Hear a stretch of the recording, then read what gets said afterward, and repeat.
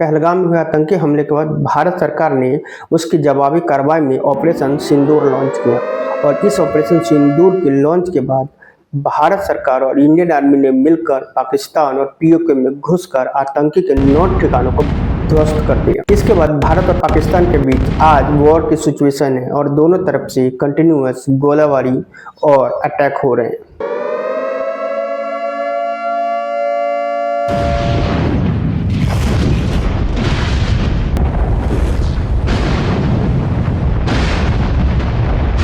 लेकिन ऐसा पहली बार नहीं है कि भारत और पाकिस्तान के बीच युद्ध हुआ है।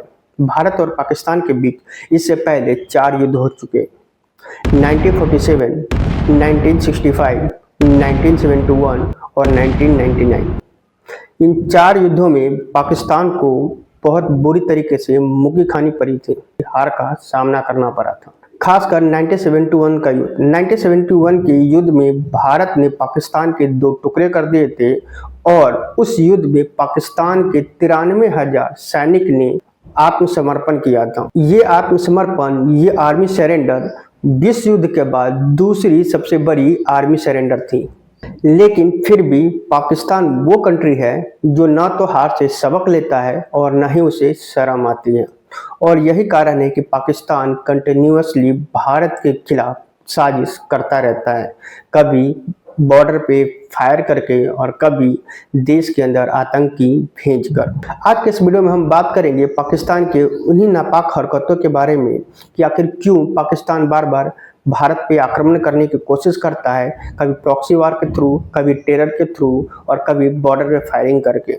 आखिर इससे उसको मिलता क्या है, जब उससे अच्छे तरीके से पता है कि पाकिस्तान के पास न तो पावर है और न ही वो इतनी ताकतवर है कि वो भारत का सामना कर सके, लेकिन फिर भी वो इस तरीके के नापाक हरकत क्यों करता है। भारत और पाकिस्तान के बीच जो तनाव है वो 1947 से शुरू हुआ और हर बार भारत और पाकिस्तान के बीच का जो तनाव है उसका मुख्य कारण कश्मीर होता है।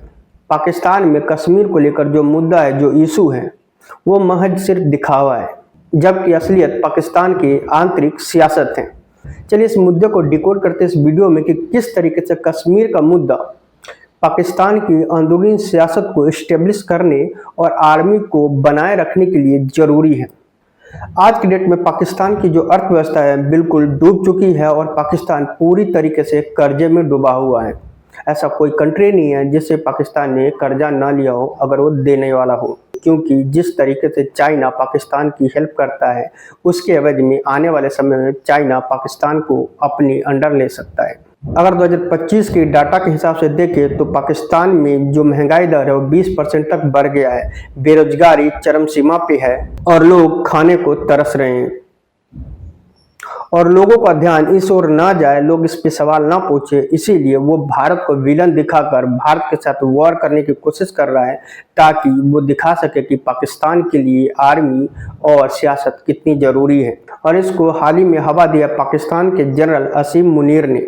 इतना ही नहीं, पाकिस्तानी आर्मी और आईएसआई आतंकवादियों को पनाह देता, उसको ट्रेनिंग देता और उसको हथियार देकर भारत के सीमा में घुसपैठ करवाता है, ताकि भारत में अशांति बनी रहे और जो पाकिस्तान के आवाम है, पाकिस्तान के लोग हैं, उन्हें हमेशा इस बात का एहसास रहे कि किस तरीके से पाकिस्तानी आर्मी की ज़रूरत है उस देश को बचाने के लिए। भारत की सेना दुनिया की 4थी सबसे बड़ी सेना है, जबकि पाकिस्तान का नंबर 12वें स्थान पे आता है।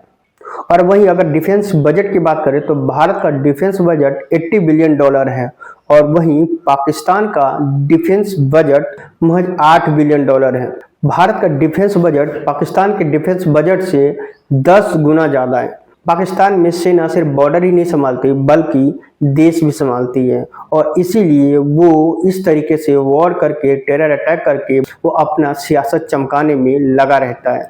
पाकिस्तान में अक्सर ये होता है कि आर्मी ही देश भी चलाता है और आर्मी बॉर्डर पे भी रहता है। पाकिस्तान के अंदर ऐसी कोई सियासत नहीं है जिसने अपने पूरे 5 साल किए हों। उसे 5 साल पूरे करने से पहले गद्दी छोड़कर यूके भागना पड़ता है। आर्मी कभी भी किसी भी प्रेसिडेंट को हटाकर खुद का राज स्थापित कर सकता है, और ये सिर्फ पाकिस्तान में होता है। पाकिस्तान हथियार और युद्ध के मामले में भारत से इतना कम होने के बावजूद ये नापाक हरकत करता है, और उसका कारण ये है कि पाकिस्तान को लगता है कि जब युद्ध होगा तो पाकिस्तान की मदद चीन करने वाला है, लेकिन ऐसा होने नहीं वाला है, क्योंकि पूरी दुनिया भारत के साथ है। इतना ही नहीं बल्कि चीन किसी भी कंट्री को सिर्फ इसलिए मदद करता है कि उससे उसकी कोई जगह उसे चाहिए होता है, तभी वो उसकी मदद करता है। चीन पैसे के बदले अक्सर उस देश के वो स्पेसिफिक जगह ले लेता है जिसकी उसको जरूरत होता है उसके पड़ोसी देश को काउंटर करने के लिए। दूसरी चीज ये है कि पाकिस्तान के पास न तो अर्थव्यवस्था है और न ही कोई उम्मीद है, और यही कारण है कि पाकिस्तान अगर युद्ध करता भी है तो वो खोएगा कुछ नहीं, और अगर युद्ध हो गया तो पाकिस्तान की वो आर्मी जो मीडिया में आकर भारत को चुनौती देता है, सबसे पहले फ्लाइट पकड़कर यहाँ के भाग जाएगा और पूरे पाकिस्तान को ऐसे ही छोड़ देगा। इतना ही नहीं बल्कि पाकिस्तान युद्ध को एक अपॉर्चुनिटी की तरह देखता है, और युद्ध के माहौल में युद्ध को दिखाकर पाकिस्तान IMF, US और सऊदी अरब से ब्लैकआउट पैकेज का डिमांड करता है। पाकिस्तान के रक्षा मंत्री ख्वाजा आसिफ ने अपने एक इंटरव्यू में मीडिया के सामने बोला कि ऑपरेशन सिंदूर के तहत उसने 5 फाइटर प्लेन को गिराया है, लेकिन जब मीडिया ने पूछा क्या आपके पास सबूत है, तो वो ये जवाब देता है। So can you provide more detail? Hold on. Can you provide more detail? And is this the response that your army spokesman threatened, or is there further action to come? Let's start with this very specific allegation of 5 fighter jets shot down. Where's the evidence for that, sir? It's all over the social media, on Indian social media, not on our social media. The debris of यानी कि उसके पास अपना कोई सबूत नहीं है, और वो सबूत के तौर पे सोशल मीडिया को पॉइंट करता है। ये है पाकिस्तान के रक्षा मंत्री का कॉमन सेंस। अब सवाल ये उठता है कि जब भी इस तरीके का सिचुएशन आता है, पाकिस्तान में किसको बेनिफिट होता है?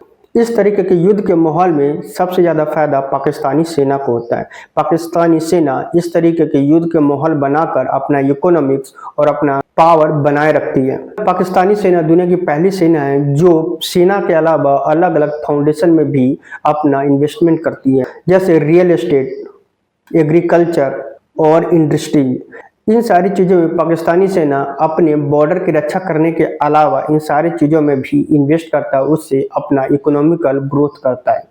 ISI हमेशा ही पाकिस्तान के अंदर आतंकी संगठनों को बनाता है, उसको फंडिंग देता है और उसको ट्रेनिंग देता है। ऑपरेशन सिंदूर के तहत भारतीय आर्मी ने पाकिस्तान और POK में 9 ठिकानों को बर्बाद कर दिया, जिसमें 70 से ज़्यादा आतंकवादी मारे गए, जिसमें लश्करी और जैश के बड़े कमांडर भी शामिल थे। भारत और पाकिस्तान में युद्ध के टेंशन से चीन को भी फायदा होता है। चीन अक्सर पाकिस्तान को एक प्रॉक्सी की तरह यूज करता है ताकि भारत को काउंटर कर सके। पाकिस्तान में सियासत चमकाने के लिए पॉलिटिशियंस भारत के खिलाफ जहर उगलता है और कश्मीर मुद्दे को जरूर लाता है। जो भी पॉलिटिशियंस वहाँ कश्मीर मुद्दे की बात करता है उसकी सियासत बनती है। अब सवाल ये उठता है कि पाकिस्तान का आंतरिक सोच क्या है? पाकिस्तान की आंतरिक सोच ये है कि कश्मीर के मुद्दे को बनाए रखना और UN जैसे मंच पे भारत को घेरने की कोशिश करना। सरकार के खिलाफ, महंगाई के खिलाफ और डूब रहे इकोनॉमिक्स के खिलाफ पाकिस्तान के अंदर कोई प्रोटेस्ट न हो जाए, जनता भड़क न जाए, उसको दबाए रखने के लिए इस तरीके के माहौल बनाया जाता है ताकि पब्लिक का नज़र, पब्लिक की सोच उन चीज़ों से हटाया जा सके जिसकी डिमांड पब्लिक कर सकती है।